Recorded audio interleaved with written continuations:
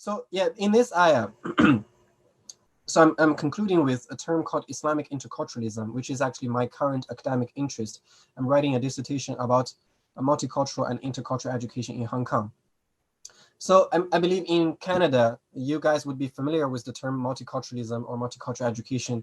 It's like a very popular and prevalent theme in Western countries, in North America, in Australia, in the UK, in Europe, because the society is becoming very diverse in terms of ethnicity and the population.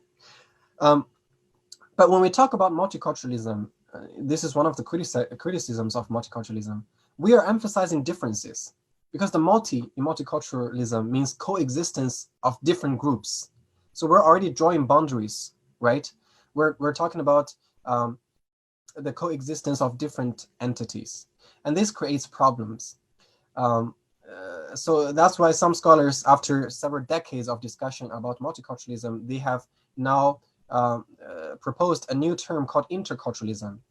Instead of always talking about the rights of different groups, the equality and equity of different groups, right? The respect and appreciation for different groups. Why don't we talk about the similarities? Why don't we talk about the sameness that we have with each other? Why don't we go back to some, commonly accepted things that we all hold to be valuable?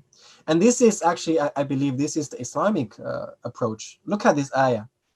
It's about diversity, but Allah subhanahu wa ta'ala started with commonality. Ya ayyuhan nas. First of all human beings, he referred to all of us with one term.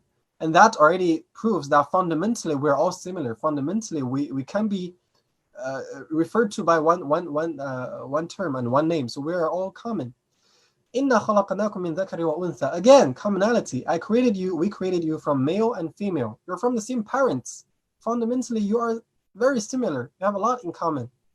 And then بعد ذلك, after that, وَجَعَلْنَاكُمْ شُعُوبًا وَقَبَائِلَ لِتَعَارَفُوا. We made you different peoples and tribes so that you may know each other. لِتَعَارَفُوا. This is the core of interculturalism, to know each other.